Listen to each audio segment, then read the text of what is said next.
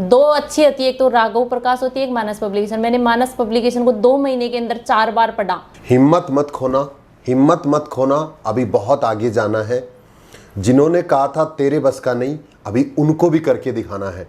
और ये करके दिखाया एक बेटी ने, जो अभी Rajasthan police sub inspector 2021 batch में फाइनल सेलेक्ट हुई है।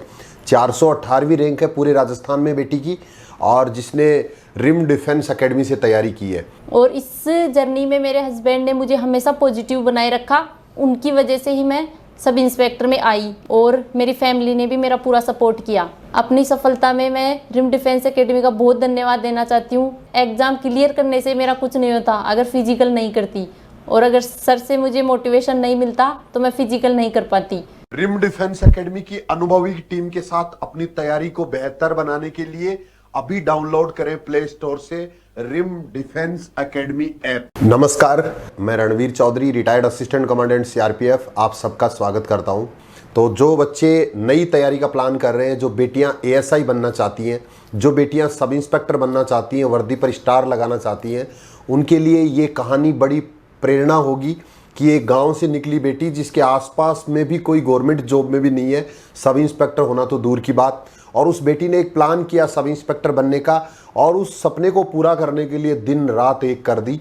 वो सारी कहानी आपको सुननी है, अच्छे से समझनी है, और अपना भी एक लक्ष्य बनाना है, क्योंकि जब तक आदमी की लाइफ में लक्ष्य नहीं होता तब तक वो उसका पीछा नहीं कर सकता। तो अगर आपका भी सपना है सब इंस्पेक्टर बनना, अगर आप भी चाहते हैं कंधे पे 2 स्टार लगाना, तो आपके लिए वीडियो बहुत इंपॉर्टेंट होगा। जो बच्चे पहली बार सुन रहे हैं मुझे, जो बच्चे पहली बार चैनल पे हैं, चैनल को सब्सक्राइब कर सकते हैं, और जो नियमित स्टूडेंट हैं वो पूरा देखिए, जिससे आपको भी प्रेरणा मिले। साथ ही मैं आपको बता दूं, 100 से ज़्यादा बच्चों का सब इंस्पेक्टर में इस बैच में रिम डिफेंस एकेडमी से सिलेक्शन हुआ है, और उसी कड़ी में मैं लगातार आपको हर बच्चे से मिलाने की कोशिश करूंगा। समय अभाव के कारण ज़्यादातर बच्चों ने ज्वाइन कर रखा है, किसी जगह कहीं कोई वीडियो है, कोई पटवारी है, तो वो बच्चे समय नहीं निकाल पाते, इसलिए थोड़ा सा डिले हो सकता है। बेटी भी पटवारी ऑलरेडी है अभी, और फिर भी समय निकाल के आई है, तो इसके लिए बेटी का एक बार पुनः धन्यवाद। तो अभी बेटी से हम जानेंगे सारी चीज़ें, पूरे इसके मार्क्स, आपने कितने नंबर स्कोर किए हैं, फिजिकल में कितने नंबर है, रिटर्न में कितने नंबर हैं। मेरा नाम उर्मिला जाट है, मेरी सब इंस्पेक्टर में 418वीं रैंक आई है। इसके लिए सर और रिम डिफेंस एकेडमी का बहुत बहुत धन्यवाद। और इसमें मेरे परिवार का भी बहुत योगदान है। मेरे सास ससुर, मेरे मम्मी पापा, दादा दादी सब ने योगदान किया जब मैं तैयारी कर रही थी। पहले मैं पटवारी की तैयारी कर रही थी, और मेरा पुलिस डिपार्टमेंट में जाने का कोई लक्ष्य नहीं था। लेकिन जब लॉकडाउन के टाइम जब सब इंस्पेक्टर के फॉर्म निकले, तब मेरे हस्बैंड ने बिना पूछे मुझसे फॉर्म भर दिया।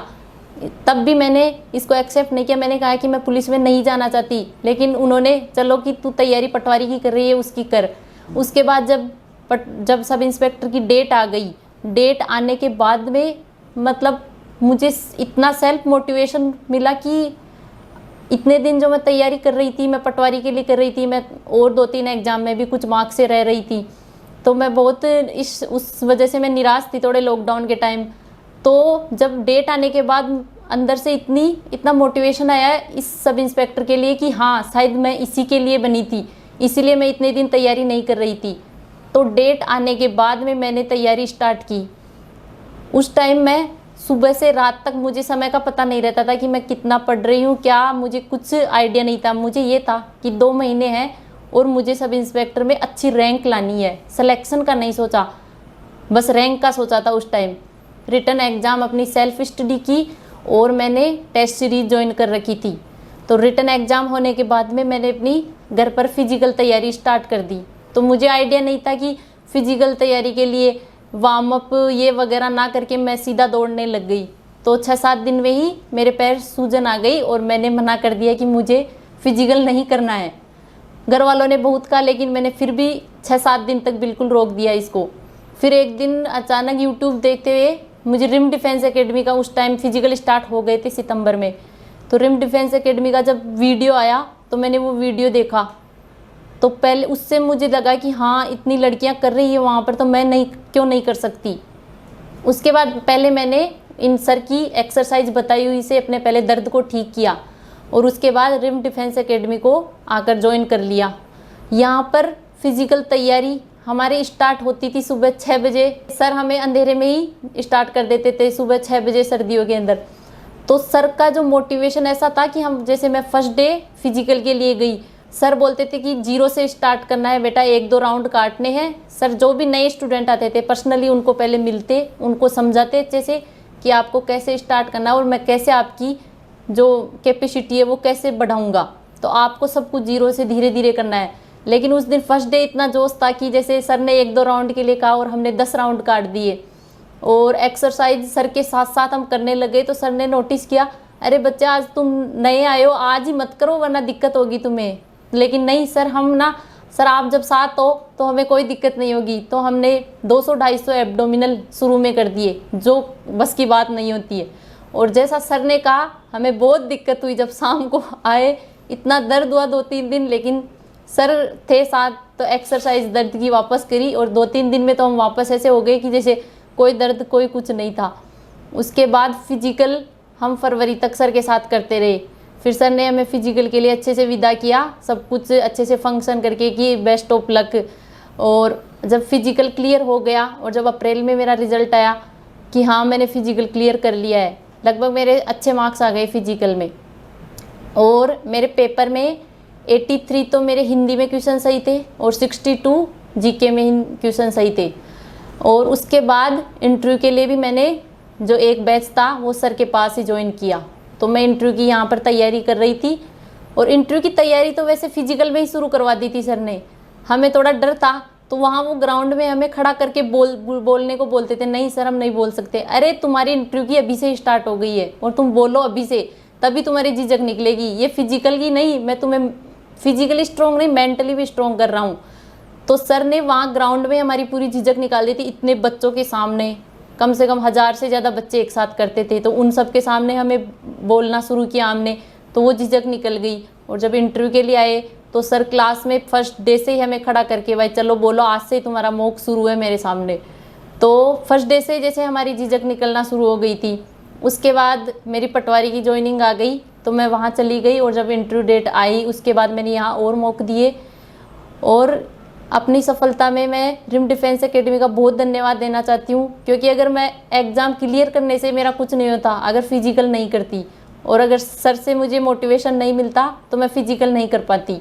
इसलिए मैं और लड़कियों को बोलना चाहती हूँ कि ये नहीं सोचे कि भाई हाँ मेरा नहीं होगा। अगर मन में ठान लिया कि हाँ हम सिलेक्शन ले सकते हैं, मतलब एक पीक पॉइंट आता है हर इंसान का कि इस टाइम चाहे 2 महीने ही रहे एग्ज़ाम के या 3 महीने, जैसा मेरे साथ हुआ है, लेकिन फैमिली का फुल सपोर्ट रहा, हस्बैंड का फुल सपोर्ट रहा और सर का सपोर्ट रहा फिजिकल में, इंटरव्यू में सारा, तो हम 2 महीने के अंदर भी एक अच्छी रैंक लाकर तैयारी कर सकते हैं।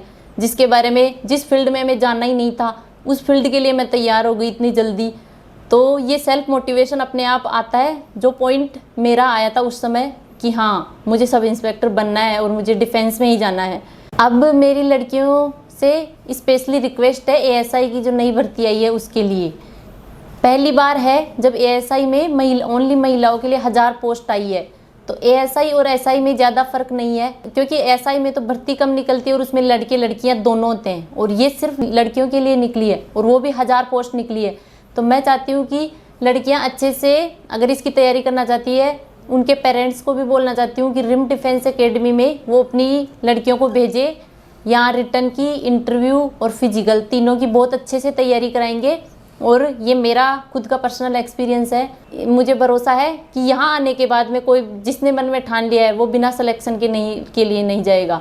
और ज़्यादातर पेरेंट्स को सेफ्टी का होता है कि गर्ल्स की सेफ्टी अच्छी कि कहाँ पर उनको पढ़ाने के लिए भेजे। तो रिम डिफेंस एकेडमी मेरा पर्सनल अनुभव कहना चाहती हूँ मैं कि हम जब फिजिकल के लिए 800 लड़कियाँ थी, ये फर्स्ट एकेडमी होगी जहाँ ऐसा, मतलब लड़कियाँ जब अब ग्राउंड में होती थी कोई कभी ऐसे नहीं लगा कि हमारे लिए कोई सेफ्टी का इश्यू हो सकता है या कोई हमें कुछ बोल सकता है।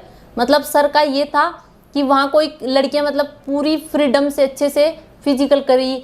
हॉस्टल की सुविधा दी इन्होंने, तो हॉस्टल में पूरी अच्छी सुविधा, और यहाँ कोचिंग में। तो अगर सेफ्टी के इश्यू से पूरे राजस्थान में मैं कहना चाहती हूँ, जो मैंने देखा है या और जगह भी मैं देखती हूँ, तो गर्ल्स को पेरेंट्स यहाँ भेज सकते हैं और वो भी निसंकोच होकर के, और वो अपनी लड़कियों को जो एएसआई भर्ती निकली है तो यहाँ पूरा विश्वास करके भेजे। और वो भी जहाँ मैं बैठी हूँ अगले कुछ दिनों में वो यहाँ बैठ करके सर के पास अपना ये जो इंटरव्यू है वो देती रहेगी। जो इतनी अच्छी बात आपने बताई, इतना अच्छा संदेश जो दिया है स्पेशली पेरेंट्स के लिए, तो मैं आपसे वादा करता हूँ कि आप जिस विश्वास के साथ अपनी बेटी को छोड़ के जाएंगे यहाँ, उस विश्वास पे हम खरा उतरने की पूरी कोशिश करेंगे। 11 साल पुराना इंस्टीट्यूट है और स्पेशली बेटियों को सेफ्टी और सिक्योरिटी, इन दोनों के लिए तो आप निसंकोच विश्वास कर सकते हैं। रिटन एग्जाम भी, फिजिकल भी और इंटरव्यू भी। मैं आपका बहुत बहुत धन्यवाद देना चाहती हूँ sir. Thank you Rim Defence Academy का बहुत धन्यवाद देना साथ चाहती में हूँ। बेटा सारी चीज़ें तो आपने सुनी ली। कुछ बच्चों को शायद ये डर लगता है कि पता नहीं मेरी परसेंटेज कम होगी तो मैं सब इंस्पेक्टर बन सकता हूँ, नहीं बन सकता हूँ। तो मैं चाहता हूँ एक बार कि बेटा आप ये भी थोड़ा सा चीज़ अगर क्लियर कर सकते हैं कि अपनी 10th क्लास से लेके आपके सब्जेक्ट कौन सा था और आपकी परसेंटेज वगैरह क्या रही है। क्या आप बहुत इंटेलिजेंट रहे हो पढ़ाई में, या एवरेज स्टूडेंट रहे हो, या वीक स्टूडेंट रहे हो? मेरी 10th क्लास में 77 परसेंटेज बनी थी और 12th में 72 और ग्रेजुएशन में उससे भी कम हो गई, मतलब subject 70 कौन से सा भी था कम। ग्रेजुएशन में? और मेरे पास बायोलॉजी सब्जेक्ट थी, तो ग्रेजुएशन मैंने बीएससी किया है। और बीएससी करने के बाद कोई ऐसे सोचता नहीं कि हम पुलिस डिपार्टमेंट में जाएंगे जब साइंस सब्जेक्ट ली थी। लेकिन आप क्या सब्जेक्ट ले रहे हो, क्या पढ़ रहे हो, कितनी परसेंटेज बन रही है, कोई मायने नहीं रखता। जब कंपटीशन में आते हो तो पीछे कितनी परसेंटेज बनी है, कौन मेरिट है, कौन एवरेज रहा है, या किसकी बहुत कम बनी है, सिलेक्शन आगे आने के बाद पता चलता है कंपटीशन में कि हाँ, हर कोई जो एवरेज स्टूडेंट है वो भी अच्छी रैंक ला सकता है। रिटन एग्जाम की तैयारी करने के लिए आपने क्या स्ट्रेटेजी अपनाई थी कि आपने 2 ही महीने के अंदर हिंदी में इतना अच्छा स्कोर किया है, सिर्फ 2 मंथ्स के अंदर? तो वो स्ट्रेटेजी और साथ में सब इंस्पेक्टर की पूरी तैयारी करने के लिए आपने बुक्स कौन कौन सी यूज़ की हैं, कौन सी बुक्स कैसे पढ़ी हैं, क्या आपका रूटीन रहता था? ये थोड़ा सा रिटन एग्जाम के लिए जो तैयारी करने का जो प्लान कर रहे हैं ना, उन बच्चों के लिए ये चीज़ और समझा दो। मैं जीके के लिए तो पटवारी वगैरह की तैयारी कर रही थी पहले, इससे पहले भी मैं और तैयारी कर रही थी। तो जीके तो मैं सेल्फ स्टडी करती थी और मैंने एक ही बुक ली थी, जैसे पटवारी के लिए भी और एसआई के लिए भी, और मैं उसी, क्योंकि वो मेरी क्लियर थी, मैंने इतनी बार रिवाइज किया था जीके, तो मेरे को है ना नई बुक लेने की ज़रूरत नहीं है। तो जैसे हम ऐसे थोड़े कंफ्यूज हो जाते हैं बच्चे कि हाँ इसने ये किताब पढ़ रही है, ये पढ़ रहा है, ये पढ़ रहा है, तो उसमें ऐसे करने के बजाय 3-4 बुक्स अलग अलग बोर्ड की लेने के बजाय, कोई एनसीईआरटी पढ़ता है, कोई राजस्थान बोर्ड, कोई फिर अलग अलग जो कोचिंग वगैरह होती है उनकी, तो आप एक फिक्स कर लीजिए कि हाँ यही करना है मेरे को, और ये एक बुक को आप 10 बार पढ़ोगे ना तो ज़्यादा अच्छा रहेगा, इसके बजाय आप 10 बुक को एक बार पढ़ोगे।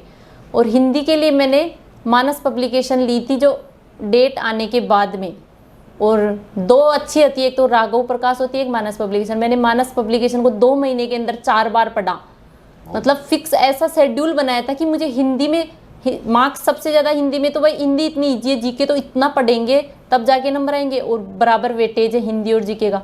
तो हिंदी की मेरी बिल्कुल, जब 12th के बाद से छोड़ रखी थी हिंदी, तो बिल्कुल तैयारी नहीं थी। तो मैंने ऐसा शेड्यूल बनाया था कि 2 महीने में मैंने 4 बार बुक को इतना कंप्लीट किया कि कोई क्वेश्चन गलत होने का चांस ही नहीं था, जो करती वो सही किया। बहुत ही अच्छी बात है बेटा।